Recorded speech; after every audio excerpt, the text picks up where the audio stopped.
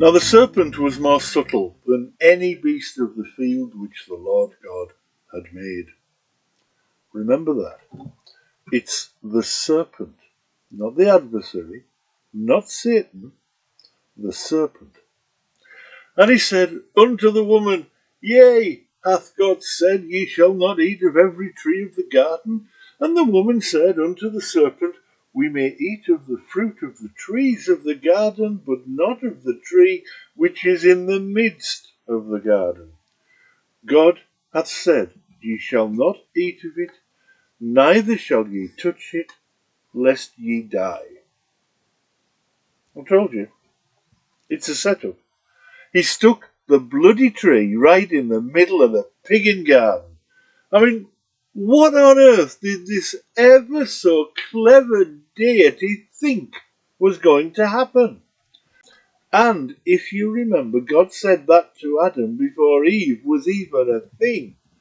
And he didn't say anything about touching the fruit, looking at the fruit, sniffing the fruit, even fermenting the fruit to make scrumpy.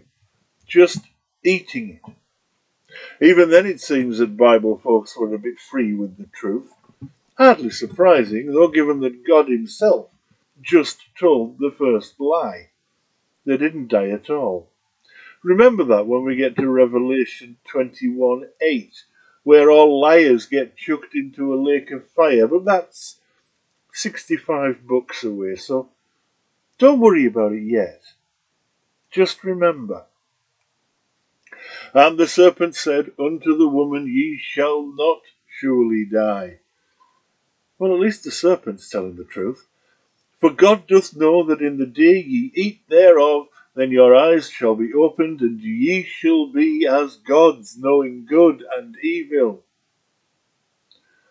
Why is it that exploiters always want to keep people down by limiting their education? It's almost as though educating people to the level of being good little workers, but not letting them see the big picture, is profitable in some way. Who'd have thunk it? And when the woman saw that the tree was good for food, and that it was pleasant to the eyes, and a tree to be desired to make one wise, she took of the fruit thereof, and did eat, and gave also unto her husband with her. So Adam stood there watching all this. He's the one God told, remember. He stood there watching, and he's still going to blame his missus. So let me get this straight. God tells Adam the rules. Eve gets the blame. Definitely a setup, and it's misogynistic. And the eyes of them both were opened, and they knew that they were naked, and they sewed fig leaves together and made themselves aprons. And sexy underwear too, I suspect. After all, they had just been on a dirty weekend in Marbella, so I'm sure Eve could imagine the usefulness of a nice smooth pair of crotchless knickers. And they heard the voice of the Lord God walking in the garden in the cool of the day, and Adam and his wife hid themselves from the presence of the Lord God amongst the trees of the garden, where Adam busied himself inventing the butt plug, and Eve tried on her new suspender belt for size. And the Lord God called Adam and said unto him, Where art thou? Where art thou? Isn't God supposed to be omniscient? Shouldn't he already know? And he said, I heard thy voice in the garden, and I was afraid because I was naked, apart from the butt plug, and I hid myself.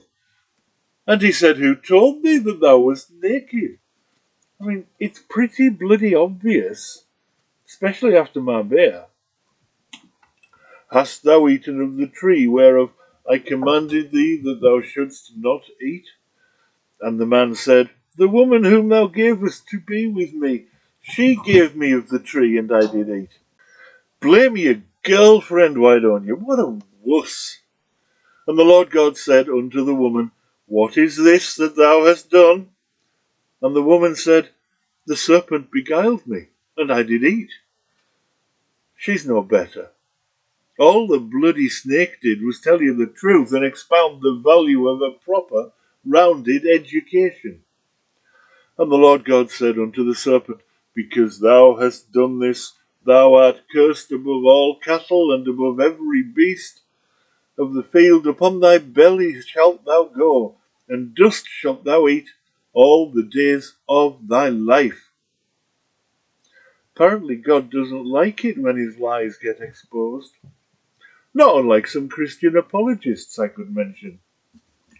And I will put enmity between thee and the woman, and between thy seed and her seed. It shall bruise thy head, and thou shalt bruise his heel.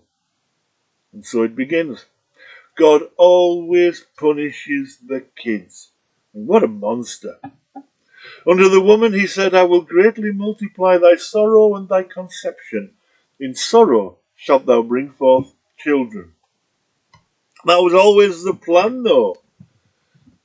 He made that very clear in chapter 1 when he sent them off to Marbella on the back of that bloody pterodactyl. And thy desires shall be to thy husband, and he shall rule over thee. Oh, ye bloody think so, replied Eve. And unto Adam he said, Because thou hast hearkened unto the voice of thy wife, and hast eaten of the tree of which I commanded thee, saying, Thou shalt not eat of it, cursed is the ground for thy sake. In sorrow shalt thou eat of it all the days of thy life. Women, eh? Can't live with them? Can't live with them? Thorns also and thistles shall it bring forth to thee, and thou shalt eat the herb of the field. In the sweat of thy face shalt thou eat bread, till thou return unto the ground, for out of it was taken thou. For dust thou art, and unto dust thou shalt return. I mean, he got that wrong. Hasn't he heard of abiogenesis? And Adam called his wife's name Eve because she was the mother of all living.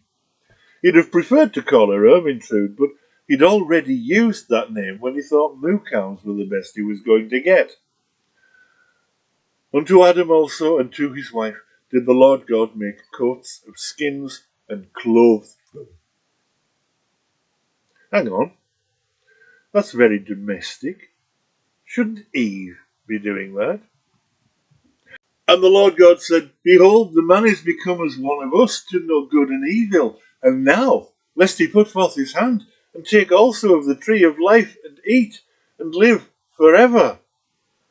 See what I mean? Can't have the workers educated. They might start demanding sick pay and health and safety regulations, and tea breaks and annual leave. And did you catch that word us, by the way? Christians might think there's only one God, but apparently Yahweh knows better. He knows he's part of a pantheon, a Mesopotamian pantheon at that. Therefore the Lord God sent him forth from the Garden of Eden to till the ground from whence he was taken. So he drove out the man, and he placed at the east of the Garden of Eden cherubim and a flaming sword which turned every way to keep the way of the tree of life. A bit over the top. All he really had to do was stop university grants in favour of student loans. That's a much easier way to keep the working class in its place.